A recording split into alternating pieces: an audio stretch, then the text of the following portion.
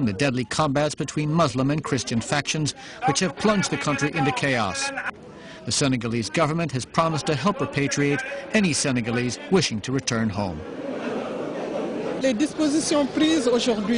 Today, we are registering all the families here. This will permit them, first of all, to enroll their children in preschool. As for these women, I have told them that they are Senegalese, and so they have a right to financial aid, which is being offered to them, as well as job training. Senegal's Minister of the Interior says that jobs will be found for the repatriated.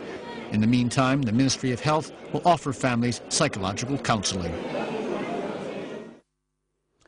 Egypt has been gripped by another round of clashes between supporters of the banned Muslim Brotherhood and police. Reports say 17 people died in Friday's rioting, and DR Congo pays homage to Colonel Mamadou Mustafa Ndala, who was killed after his convoy was attacked by unknown assailants. Colonel Ndala has been credited with the defeat of the M23 rebels in eastern Congo. We have details of those stories and others in this report. Friday, at least 17 people were killed in clashes between Muslim Brotherhood supporters and the military-backed government in protest across Egypt. Police also arrested 258 suspected protesters. The Brotherhood is demanding that ex-President Mohamed Morsi be reinstated. He was deposed in July.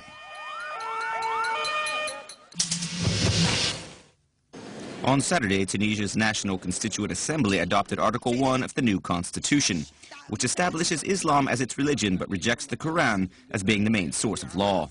The article was adopted by 146 votes out of the 149 ballots cast. Lawmakers must now iron out other amendments. The constitution is supposed to be adopted by January 14th.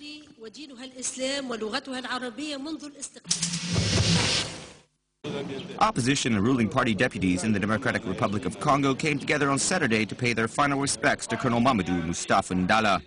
Ndala was killed in an ambush in the east of the country on Thursday.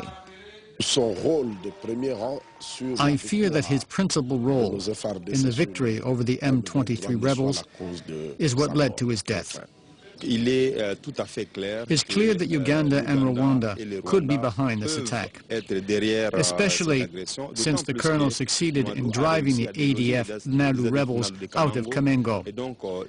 So revenge on him could be used to demoralize our troops.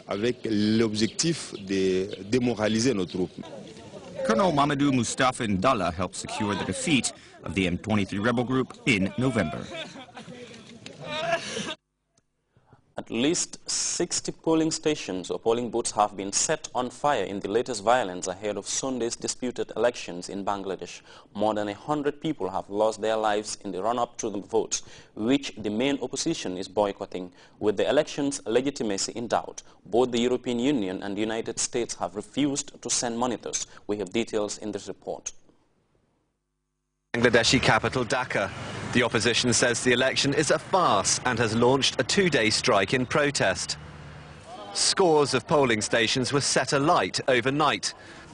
Security is tight as preparations for Sunday's election continues. I've come here to collect ballot boxes, ballot papers and other accessories for the national elections with the help of government officials and law enforcers. The protests began after the government refused to appoint a caretaker administration to oversee the election, breaking with a tradition that is designed to prevent vote rigging. More than 20 opposition parties are now boycotting the polls. That means most of the candidates are from the governing Awami League, leaving the election result a foregone conclusion. The government has created the current problem. They've taken advantage of their parliamentary majority to amend the constitution and get rid of the caretaker government system. They've created this crisis. The run-up to Sunday's election has been dominated by bloody street clashes. Last year, at least 275 people were killed in political violence in Bangladesh. The boycott of this weekend's polls threatens to plunge the country into an even deeper crisis. Opposition activists in... We now take our second break.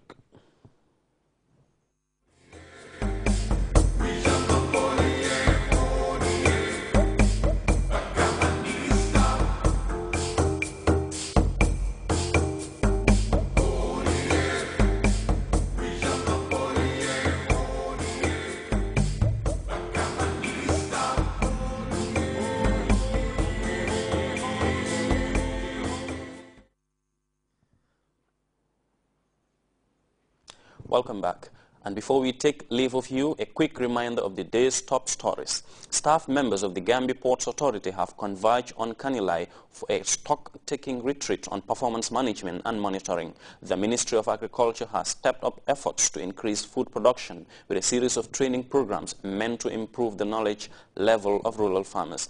Senegal has repatriated hundreds of its nationals from the war-torn Central African Republic amid fears of reprisal attacks on foreigners. And opposition rioters in Bangladesh have touched more than 60 polling booths ahead of Sunday's disputed elections. That was all in this edition of the news.